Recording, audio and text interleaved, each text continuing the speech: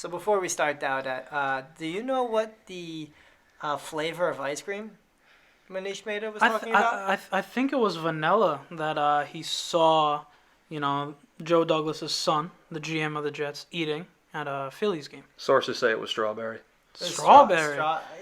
You know what? Conflicting reports. Strawberry's a weak flavor. But anyway, welcome back to the Marty Party, episode 6. No fancy name this episode. No fancy name. We haven't had a fancy name since 2-0, have we? No fancy name. I mean, the Tua ACLs I wanted to get, but No. It's a little disrespectful, so I didn't go with it. Yeah. But anyway, to my right, in the newest of studios, Dow, our special guest. Special. I think This it's is 6. So special times 6. Yes. Can you do the power? Can we do No. special to the 6 power? No, because that would be too much. Yes. But Well, it actually, I sounds don't know. better. I don't know what a word to a power would be. If we're making the word 1, then you can do it that way. Not really, actually. It's No, still you too can't. long. You still can't do it yeah. because 1 times 1 still. It never would work to the power 1. dumb. He's an accountant. I'm an accountant, guys. he's Don't an worry. accountant. So to my left, you heard him. It's Party. Welcome to the pod again. My not special guest, but my co-host. Yo, what's up, boys? He's excited. We're gonna talk some Giants football. We're gonna talk some Ravens football. We're gonna talk some Eagles football. You know what? We're just gonna talk NFC East. We're gonna talk NFC East. Then what we're gonna do? We're gonna turn around. We're gonna parlay that into some Super Bowl picks. We're gonna take our top 9 teams. Is Matt gonna take any of his 2 teams that he was talking about last week? You're gonna find out. Which of his Tua teams will he take? Oh, his Tua. I'm not going to say it. His SMH. Tua teams, yes. And last but not least, we're going to give you some bets. 0-3 in the bets. I'm not going to gloss it over. It was a bad week. It was a very bad week. We spent a lot more time digging in this week to try and get it right. But last week, bad. This week's got to be good. And that's about it. That's the science. This is about it. It's going to be a good one. And I look forward to hearing from you guys. So, welcome back to Marty and Party, episode 6. It's the Marty and Party podcast, presented by 4011 Sports. 3 seconds, really not a long time. All right, so the NFC East now has 2 teams at 4-7, a team at 3-7-1, and then another team at 3-8, but at the top of the division right now, the local team, the New York Football Giants, who I think we all had leading the division by this time. But let's start talking about who do we think is going to hold off this dogfight. No pun intended for Mr. Michael Vick. But who is going to hold off? Oof. That was a low Is he blow. allowed to say that? I think you're allowed. I mean, you're allowed I think to. you're Just allowed he to felt say it. He forced. played in Philly. It He works. played in Philly. That's They're where he the third revitalized place his team. career. So I think the dogfight, should we call it the Michael Vick division? Yes. We'll call it no more NFC East. Jeez. Michael Vick division. You have the New York Giants at 4-7, the Washington football team at 4-7, both in their last 5, 3-2. So division's heating up a little bit. I'm gonna see what you guys think. Who's gonna hold off this division and go to the playoffs? Well, this is just an ugly division, right? We were talking about it before we came on. What's the fewest amount of wins you need? 5, right? To win this division? 5-11 would win the division. 5-11 would win this division, which is gross. Not 5-10-1. 5-10-1 could also win the division. But you can't win at 4-10-1. No, because Or the 4-11-1. because the Eagles play both the Cowboys and the Giants. They're unable to get to 4-11-1 to win the division. They have to get to 5. Magic number to win this division is 5. Gross. Disgusting. I can't believe it. But so we've all written off Dallas, right? And they're done after that shellacking they took on Thanksgiving. They're done. That's a season-ending loss. That's Absolutely. a bad loss. In division, you can't have those. They gave up mid-game. That's some Adam Gase stuff, you know? They're the only team with 1 win in division. They're done. But Mike McCarthy gets 1 more year. Yeah, 1 more. They already said it. Stephen Jones already said it. All right, so let's go to the 3-7-1 Eagles. Is there any life there? That offensive line is in shambles. I mean, they've had so many guys in and out. They have a right tackle playing left tackle, a left guard playing right guard, all kinds of wacky stuff. And no matter who's under center for them, it's not going to go well. I think their biggest issue is their lack of run game. I still think Doug Peterson's a good coach. I think a lot of people, even who watch the Eagles, would agree that I don't think Doug Peterson's the problem. Yeah, I don't think so. I think Doug Peterson should be fired.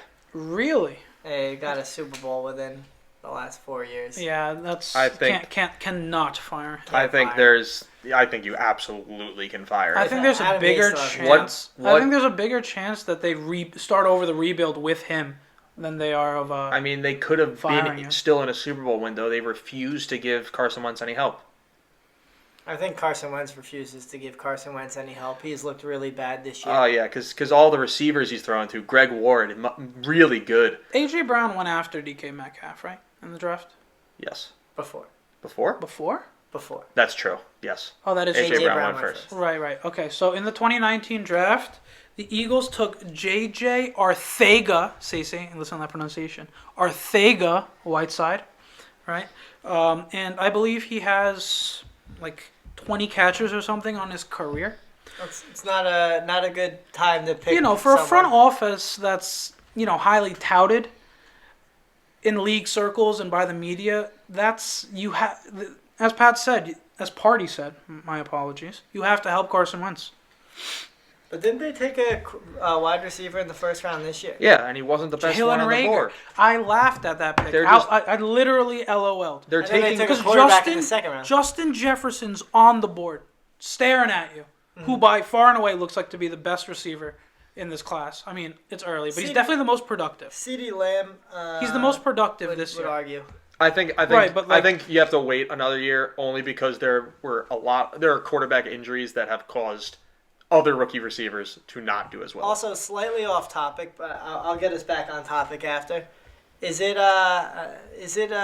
too late now to say that Corey Davis was actually a good pick at 5? Yeah, way too late. I think that it's really tough for him to be the top 5 overall pick and not be a perennial all-pro player. He's Think about looking it. What like it now, though. I mean, He's flashes. getting there. He's looking So what if- very good. So think about it. Saquon Barkley makes the Pro Bowl the next 5 seasons, 2 All-Pro teams. I would still say that pick wasn't good at 2. It's a different position. Right. So I still think you can call Corey Davis a bust based on where he was taken. I think if he ends up 5th playing, overall, but he's playing like it now. So yeah, you didn't get it after 4 the first. years in, 5 years in. But let's go back. We're gonna get past the Eagles. I think. No. We're not past the Eagles. We're not past the Eagles. We're not past I have to correct myself. J.J. Arthega Whiteside has actually 12 catches in his career, right? And he, instead of taking Andy Isabella or DK Metcalf or Deontay Johnson, Well, it just seems like they missed. bad. They missed bad. They had the right idea in mind. The funny thing They is, missed Just like bad how on every receiver This pick. year they missed bad too. Jalen Reagor, when he's been on the field, he hasn't been great. He looks fine. These are the Denzel Mims looks better, and I didn't even love that pick, but he's looked great. These are the 4 receivers that were taken after Jalen Reagor. Justin Jefferson, Brandon Ayuk, T. Higgins, and Michael Pittman Jr. All 4 have looked infinitely better than Jalen Rager. Yeah, I mean, It was Michael a Pittman reach of had a... it was a reach of a pick. True. If you're going to take a receiver there, it has to be Justin Jefferson, Has to be JJ, man. and it's not even close. And then yeah, you take a quarterback in the 2nd round. I mean, the worst quarterback. I mean, He's what not like. what are you trying to do there? He's not going to be a You keep saying you quarterback. you don't want a quarterback controversy. There is no quarterback controversy. Okay, then why before this game was it reported everywhere that this would be the game that Jalen Hurts will see the most snaps he's ever seen? He comes in, he throws a pass. Don't see him again. It's almost as if he has a organizational mandate to put the guy in. There's some disconnect here. Well, there's a big disconnect, and that's why we think they're not going to make the playoffs. Correct. Correct. It's a two-way Correct. battle Done. between the Giants and the football team. So let's go to Washington. Now, this is the team I think is going to squeak out the division, and I'm going to tell you why. Last 2 games, they've looked like a completely different team. Alex Smith over center Under center has given them the best chance of winning. He's getting the playing time now, and he has basically taken it and run with it. Their biggest problem right now is the tiebreaker against the Giants. With the 2 losses, they lost to the Giants twice. So the only way they actually make the playoffs in a tie with the Giants would be if Dallas somehow comes back and ties and makes it a 3-way tie for the top of the division. Then Washington, who has a better divisional record than the Giants, could potentially have a better divisional record. Right now they're both at 3-2. But that would be the only way Washington would get in with 5 wins. But I do see that Washington has 2 to 3 winnable games on their schedule, which I'll read them off to you. Week 17 against the Eagles. Week 16 against the Panthers. And then I don't think it's between the 49ers and the Seahawks at week 14 and 15. I think they have a good chance of squeaking one of those out. The really only no-win game they have is this week against the Steelers. I would also put the Seahawks in that category. I don't think they have a shot. No chance on the Seahawks? No chance on the Seahawks. They have a chance to beat the 49ers. Yeah. So there's 3 winnable games in there. I think the lucky number 3. The magic number of wins that this division winner is going to get is 6. I think 6-10 is the final best record in this division. So now let's look at the Giants, right? They have the Seattle Seahawks remaining, Arizona Cardinals, Cleveland Browns, Baltimore Ravens, and then Dallas Cowboys. So in the same vein, I see 2 or 3 as well. I think that but it's not a lot. 1 or 2. Where are you seeing 2 or 3? Well, Cowboys is a lot. Okay. Cowboys, I think that's a win. The Cardinals, this is a classic Cardinals loss game. The hard thing about the Cardinals just lost to the Pats, who had no business winning. I was already telling you last week, Bill Belichick will take away one player every game. Who did he take away? Kyler Murray. And he's a fantastic coach against young quarterbacks. And Kyler Murray, even though he's having a great season, the team's not good. He's had a much bigger reliance on his legs this year. And he's had some bad games throwing the ball. The team's not good. I see the Giants putting up a good fight. The Cardinals are a pretender. Of course they are not good. The entire NFC is. Their defense is garbage. If the offense... It's not great, but Hassan Reddick is playing well now that they finally moved him back to outside linebacker. Yeah, I mean, it's his college position. It's and fine. Isaiah Simmons is playing great too. Yeah, I just think that they're not good enough. I think they could easily lose this game. To the Giants? Yes, absolutely. I think the Giants have a good defense, but there's no guarantee Daniel Jones plays. The Giants also have a really good chance of skidding and not winning another game this year. Correct. You have 2 games without, 2 games at least without your starting quarterback. So that's, Cardinals lost to the Lions. Okay, I mean, 1 game, you could say that about anyone. The Titans, was it early in the year? Titans lost 1 game against the Bengals. That's a bad loss. You had the Colts lose to Jacksonville week 1. Teams skid on 1 game. You don't just write them off because of it. I'm not ready. When was the last time an undefeated team won the Super Bowl? I mean, everyone has bad losses in their league. When Green Bay won the Super Bowl, they lost to the Lions. A team I think the year before was 0-16. 0-16 was around like 2007. The Packers won around 2010. It was 2009. They were 0-16, bud. Was Stafford really not taken in 2018? 2008? Stafford was not on an 0-16 team. No, he was Megatron. He was taken that year. He was taken in 2010? I thought he was taken in 2008. I thought he was taken literally right after Megatron. Well, we could get No, 2008 is Matt Ryan's year. Okay. Fair enough. Stafford is 2009. He was drafted. So 2008 season was when they probably went 0-16. Yep. So I was right. A year or 2 removed from an 0-16 year. Different teams. I mean, teams have bad losses. But anyway, That happens. I think it's a fair assessment. You can have a bad loss and still win games. All right, but let's go on to why we're talking about this, right? Because it's the NFC East.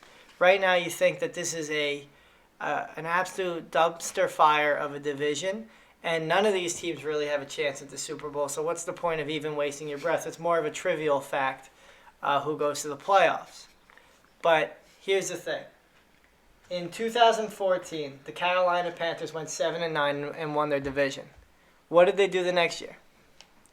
They went 15-1 and went to the Super Bowl.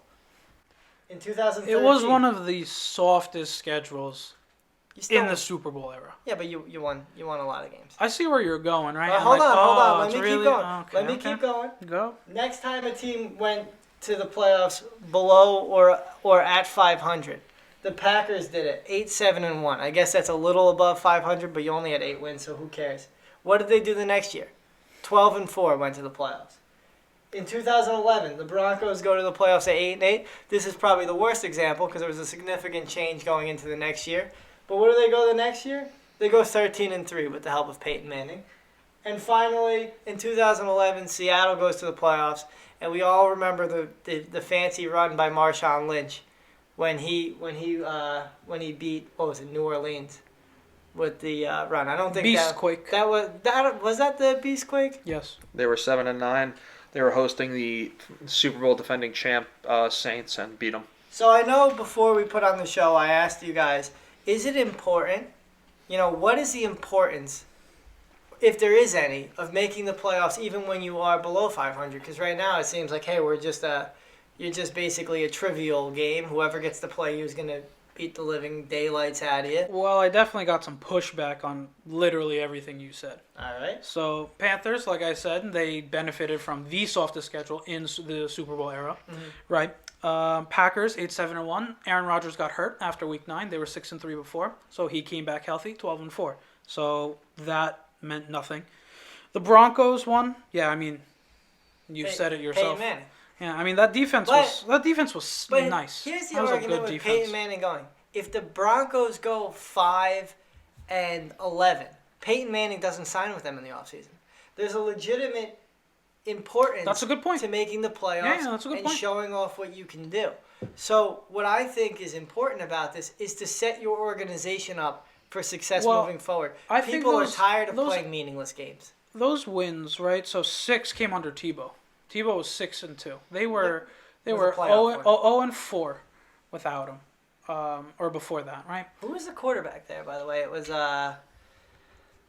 Who got replaced Was for it Jay, Tebow? was it not Jay Cutler or Kyle Orton? Nope. It might have been Kyle Orton. Might have been Kyle Kyle Orton. Because they did the swap, literally Yeah. Orton for Cutler. Gross trade. And Yeah. picks. Oh, my Lord.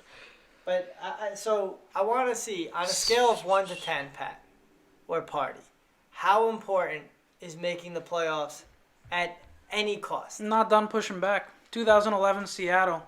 You know who they got in 2012 in the third round? Russell Wilson. So I would also argue that them making the playoffs meant nothing in getting Russell Wilson. But it sets your organization How? up for success. How did Seattle going to the playoffs set them up for success? What set them up for success was nailing a quarterback in the third round. Also, you get to play primetime games. There's a certain level of interest that your players have now. You're not in this losing culture. You may have lost more games than you won, but you still feel like you're a winning team. I would argue that when the Titans went 9-7 for the first time and made the playoffs and beat Kansas City, that set them up for years of sustained success. Let me read to you That without that win against Kansas City, without that Week 17 win against Jacksonville, that this team might have still been spiraling out of control. But with a 9-7 record, you go to the playoffs, you beat Kansas City. There's a certain level of excitement that's surrounding the team. Free agents want to play for you. Coaches want to go there. There's just a certain level of excitement that's generated in a franchise that when you're, sitting in the basement for so many years in a row, your team just lacks, getting. What built Seattle, especially, was the 2011 and 2012 drafts. I don't think the playoffs had anything to do with it. So you think whoever wins this division right now, they're in the same place next year with or without a playoff berth in the NFC East? I don't think it matters. So you don't think it matters? So- What do you think, Pat? I think it's very important. I am Jaguars, 2017. I'm in the middle. So the thing is, like you said, players want to come, coaches want to coach. I understand that. I think the only bad thing is if you are a team that is in the basement. So say you're like a 4-12 team, and then out of nowhere you go 7-9 and win your division. That if you're a bad team and you maybe don't like your coach, that's the type of season that also keeps a bad coach. Oh, Mike Mularkey was fired after that playoffs, or wasn't re-signed. See he that? was let go. Yeah. If it's that last year of a deal, most likely, and they don't re-sign him, that's different. But if they're in the middle of their coaching contract and they make the playoffs, it is kind of hard to fire him. So, like I said, Doug Peterson, I think, should get fired. But if he finds a way to win this division, I think that probably saves him and the GM, even though I think his Super Bowl saves him. But I also think the other two coaches that are in the mix right now aren't really in hot water anyway. They're both in their first year. I think Exactly. Giants fans are thrilled with Joe Judge. So And, I think particularly this year, for this division, I lean towards doubt at where I don't think this particular year matters. I think in certain other years, different teams, different situations, it could matter a lot. Yeah, so that's our pick. Giants. And- Your 2020 NFC East champions. Well, before you say our pick, I still think that the Washington football team's going to win. But we got time to tell, but I think it was a good conversation, an interesting one. Let's move on to the most important thing of them all. Who is going to win the Super Bowl? So you see a lot of top 10 power rankings in football. You see a lot of, you can look at records, and you also get to see what other people say. So we're going to take 9 teams this week that we agreed on before the show. We're going to, every week, we're going to trim down 2 teams. So the nice thing is by the beginning of the playoffs, we'll have our Super Bowl pick. We'll make sure we have, one NFC and one AFC team. We're not going to predict a double AFC Super Bowl. If we could, we would, but it's not allowed. So let's start. I'll give Pat the first pick in this whole little football draft. All right. Well, number 1 for me, it's the Kansas City Chiefs. They're the defending Super Bowl champs. They really haven't looked like they've missed a beat since last year. Not really Super Bowl hangover. 10-1. They're one of the top teams. Yeah, I agree, but I have to go Steelers. I mean, that defense is legit, and I think they can go toe-to-toe with anyone. I know Ben struggled tonight. That offense has had its struggles, but I just chalk that up to Mike Tomlin coaching to whatever level the team he's playing against is. So up or down. A short week, and there's 10-0, or what are they now? 11. 11-0. Long week. Fun. Oh yeah, long week. Now it's going to be a short week. Now it's a short week. I just looked it up. They're playing the Washington on Monday. Yep. Oh, So that's Monday they get, at least they're not playing Sunday. That would be it. couldn't. There's no way. No. Especially now that they have that big injury to Dupree. Yeah. That's going to be out for the year with an ACL. That's going to brutal. make things interesting. But I think TJ Watt on that outside is going to be trouble, without any help. I got 2 is better than 1, though. Yeah, that's true. I got Cleveland. I don't think we're not going in order of Super Bowl. I think Cleveland has about a week or 2 to really show you what they're made of. This week they play against Tennessee. They have a really tough schedule to begin with, so it's kind of impressive to go 8-3. You play in the Steelers division, you play against the Ravens.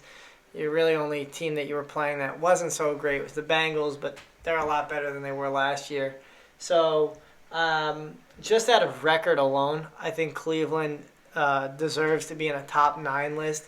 Whether they find themselves in the top 7, I think is a little bit more debatable, and probably and hopefully the Titans beat them this week, so hopefully they find their way out of the conversation for next week. Yeah, next team is the Green Bay Packers. I mean, they've had a couple. They had one pretty bad loss to the Tampa Bay Buccaneers, but overall they've looked good all season.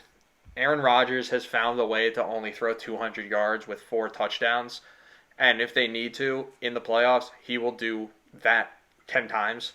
He'll be able to throw for 400 yards, 5 touchdowns, make his team win.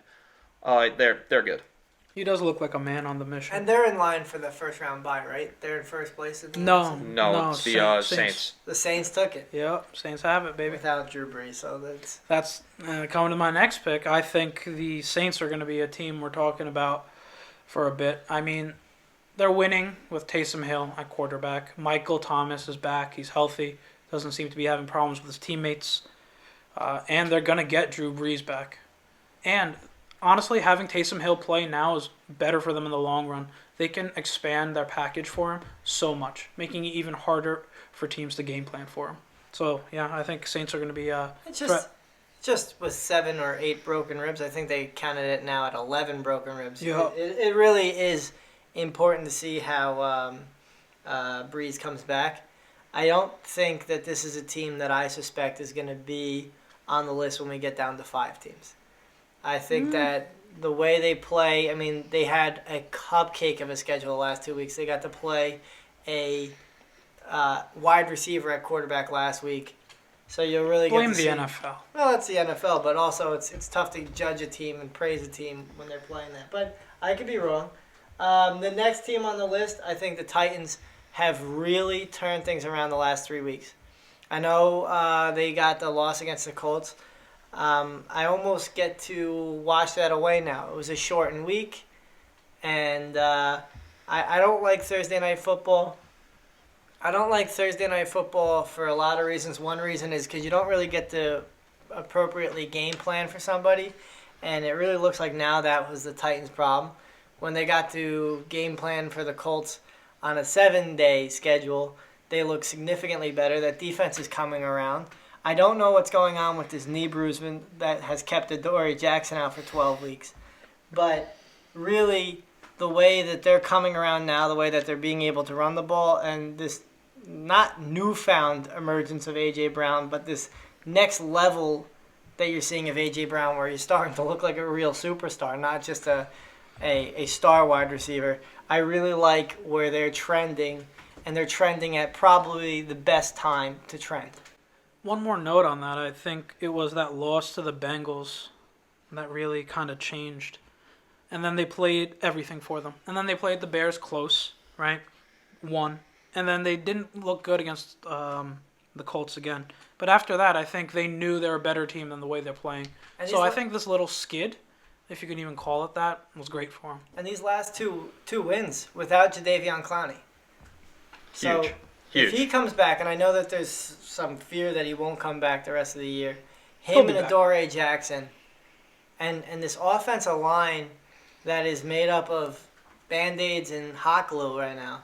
Hopefully they can find a way to get Isaiah Wilson in that line. But it is a little bit of a problem right now. But I think by playoffs it'll look a lot better. Yep, the next team is the Seattle Seahawks. Russell Wilson, MVP candidate, also man on the mission. He just does everything he can for that team to win. The defense has come up big the last couple weeks. They're finding their groove. As long as they are no longer giving up 40-plus points a game, they will be able to compete with anybody in the NFC.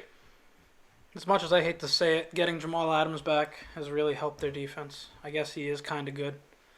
So remember, He's a good pass rusher. I mean, he's a great pass rusher. He has 6.5 sacks in 7 games. Yeah, But again, he's a safety. I mean, do you need to? It's an Whatever. interesting That's stat it. to have first. he's also just not good in coverage. Also, he's gonna break the record, which was his goal last year, but didn't get to do it. Ugh, whatever. I can't talk about that. So next team I'll pick is the Colts. Their defense is legit, even though they got brutalized by Derrick Henry. They have DeForest Buckner. Yeah, they didn't have DeForest Buckner, who was basically their first-round pick this year. When they get him back, he'll be good. But my issue is with Darius Leonard on that team. He's played well, but he's not played up to his own level. I think if the Colts go far in the playoffs, it will be because of their defense, not because of Phillip Rivers. We've seen that. McGee. We've seen that story how many times before now? But yeah, I think they're still one of the upper echelon teams in the NFL. They still have a shot. I like it. I think that you can't judge a team too hard by one loss, no matter how bad you get beat down. Like I was saying to Pat before, one bad loss doesn't define your season. Yep. Unless you let it.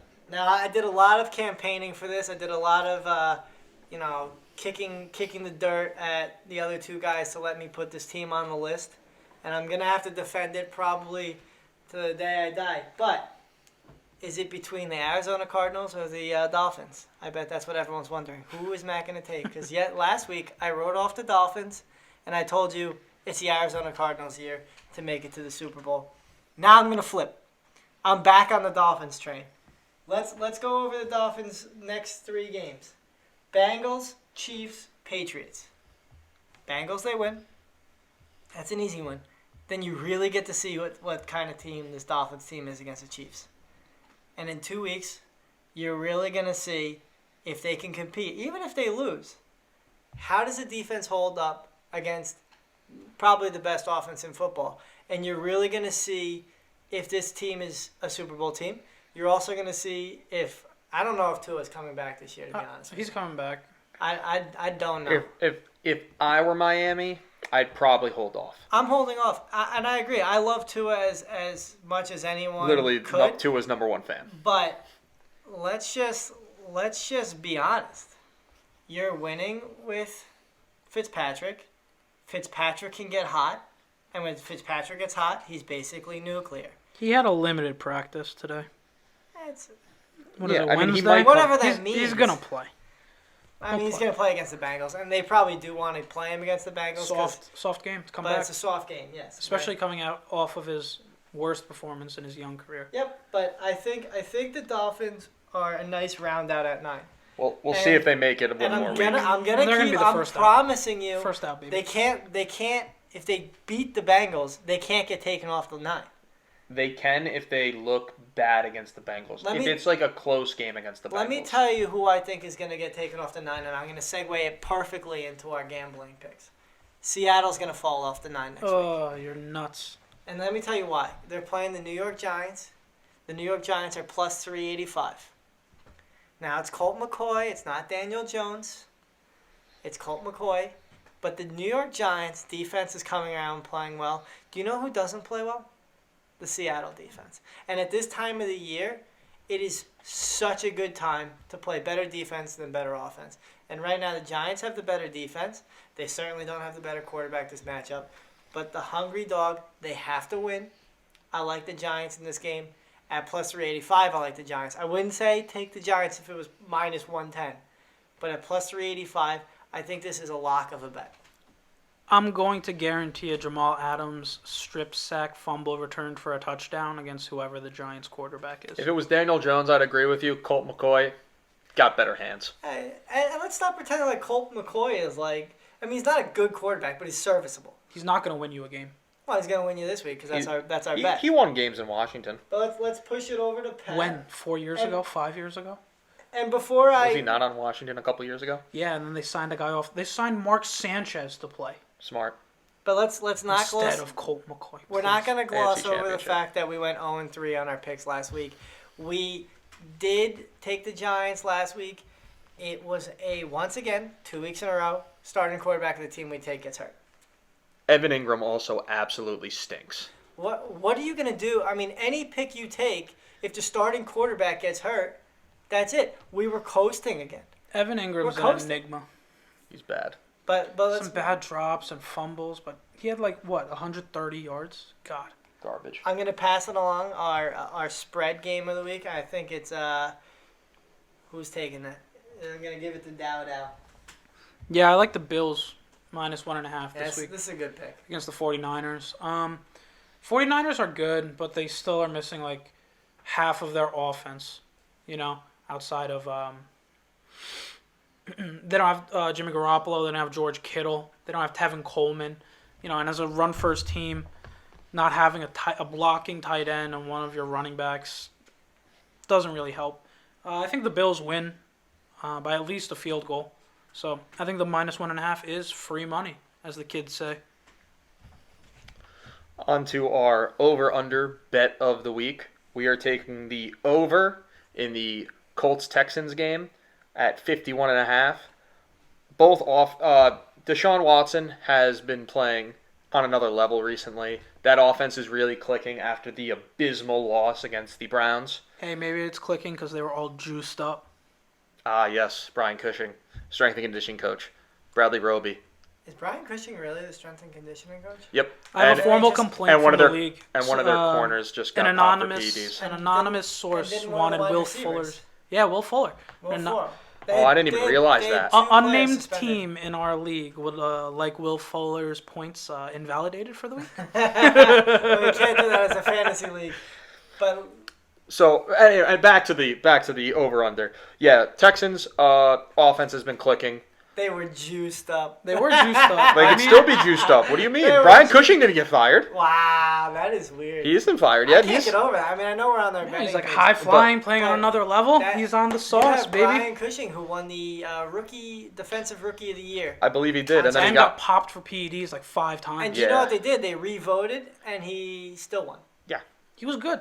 He's very good. But they voted, He just loves the knowing sauce. he was on PEDs, because he won unanimously. They voted again after they found out, and he still won. That's pretty funny. I gotta look at that rookie class, see who else was there. But yeah, over. Like I said, Texans juiced up. Colts defense has been giving up more and more each week. If they find a way to this, I don't believe this is their get right game. I think they probably wait one more week for the Raiders. I think that's probably the game where they really start playing good defense because that turnover happy offense. But yeah, both teams. I think it's going to be a 31-24 ball game, if not higher. I think we're hitting the over easy. Yeah, I like the over there. I also like the law of averages here, right? We started off the podcast super hot. I think it was 5-0-1. Then we slipped a little bit. Then last week we went ice cold because the universe wanted us to, because Daniel Jones pulls his hamstring. What are you going to do? Lamar Jackson gets COVID, so we missed the over. We record on Wednesday, and these things come out. But the last thing is when you get cold, you got to heat up again. You can't get any colder than 0-3 this week. I feel a 3-0 coming. I would love it. I feel a 3-0 coming. I know I said I love the board. Right now I hate the board. When I loved the board, we were doing terrible. Right now I hate the board. Probably going to do good. I agree. It's not a good board. It's Doesn't seem like a good board, which means it's great. You That hate means it's locks. You hate every game. I mean, the Bills -1.5, I love. I love it. I love it. I I mean- hate the board. I love the Bills -1.5.